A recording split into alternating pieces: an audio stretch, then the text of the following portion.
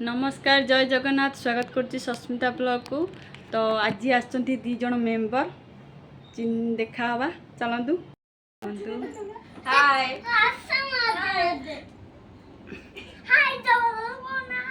सेमिति कोन तांको संगे पुओ केमती उत्पात होउची ता तो सब दिन उत्पात आमे डीजे बजेबा सेपुड मामी गदे आमे डीजे बजेबा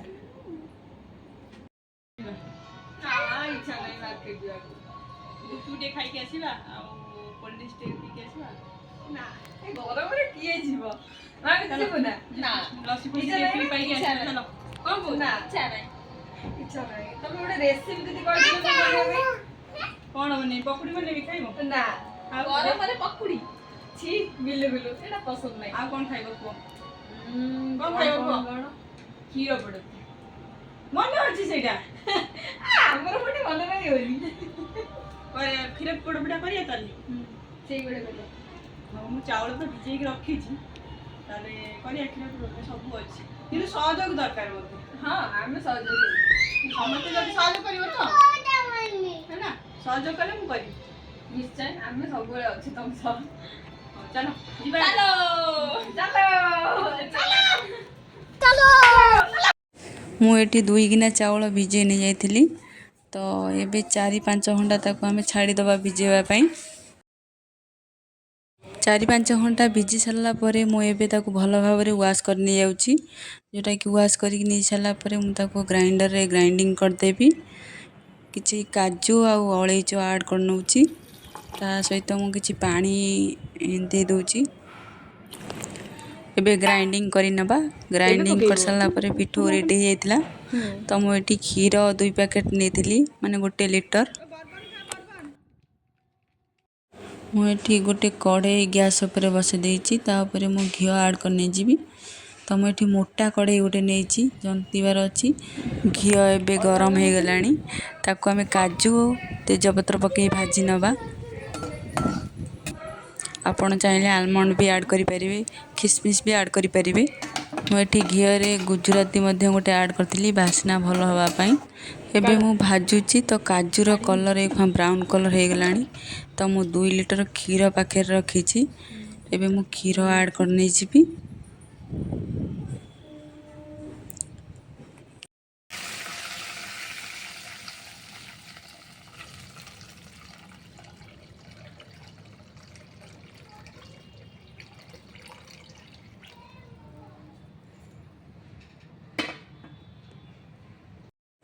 मु एठी गोटे गिना चीनी ऐड करने भी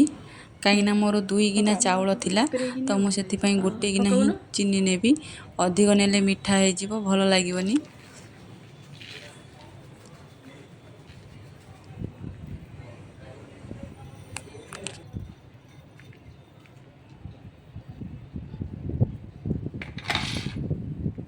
बे गोळे दियो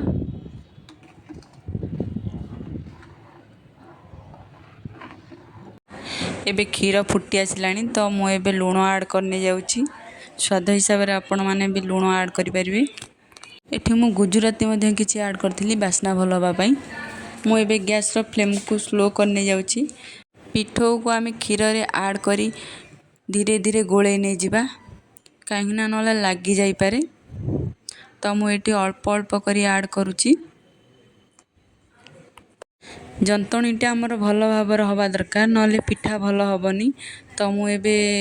धीरे धीरे करी गोळे की जंती नउची देखंतु धीरे धीरे मोटा हे गलानी तो मु एबे गैस भी स्लो कर देची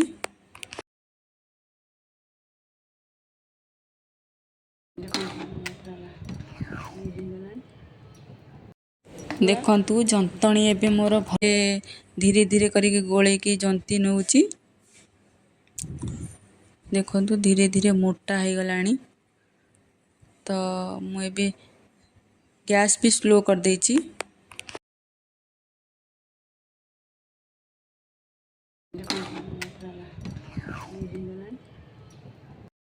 देखंतु जंतणी एबे मोर भलो भाबरे हे जाईची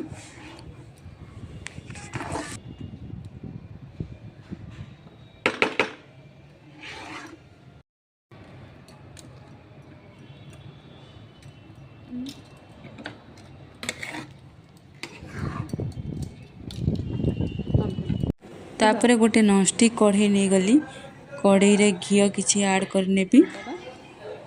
घी मु स्प्रेड करने जाऊँ चारिआडे तापर किसी कदली पत्र रखनेबी कहीं कदली पत्र रे पिठा पोड़िया को सुविधा हेब तो मु कदली पत्र ये नहीं जाइए तापर मु घी ऐड करने जाऊँ घीर बास्ना भल आसीबो।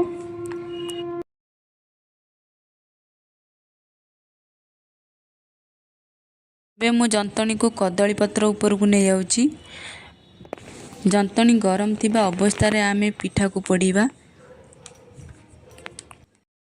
ताकू मो हाथ रे प्लेन करी नहीं जाऊँ जंतनी हाथ रे प्लेन कर सारा पर मु किछि काजू डेकोरेट करदेली ऊपर तो मुझे काजू डेकोरेट कर देछि एबे रेडी हो जाइछि तो मु एबे नॉनस्टिक कढ़ई को गैस ऊपर बसे नउछि तापर मु कभरटी को घोड़े दउछि गैस सिम करी आमे 30 मिनिट्स छाड़ी दबा मु एठी चली आसली किछि समय पर चेक करिया पई तो मुझे खड़िका माध्यम रे पकई पकई देखुची लगी कि नहीं तो चारि कड़ जाक मुझे देखुली कि लगी कि नहीं ये किसी लगिनी तो मुझे घी भी ऐड कर दूसरी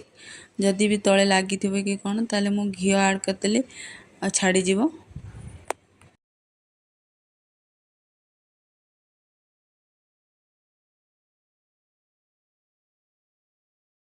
आपण माने भी यही भली भाव में घी को ऐड करेंगे पिठा भल भाव गोटा भली रहिबो भांगीबनी। दीदी ये कौन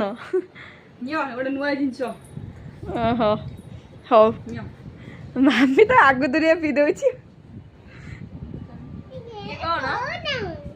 दीदी ये कौन मैंगो जूस एटा तम पाई हौ दिया देख चेस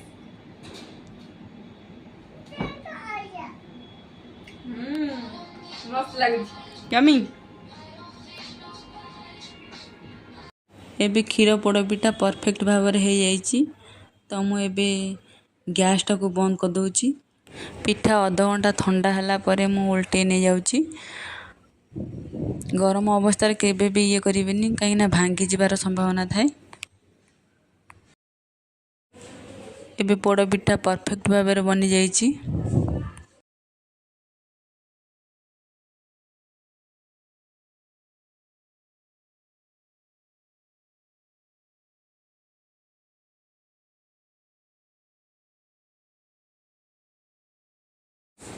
एबे मु क्षीर पिठाटा को काटी नहीं जाइए देखो को बड़े देखा जाउची रेडी हो गला पोड़ा पिठा ये तो झाड़ा कौन दे दिला तमरी पई तम फरमाइश पूरा करिया पई नियो नियो नियो टेस्ट कर दियो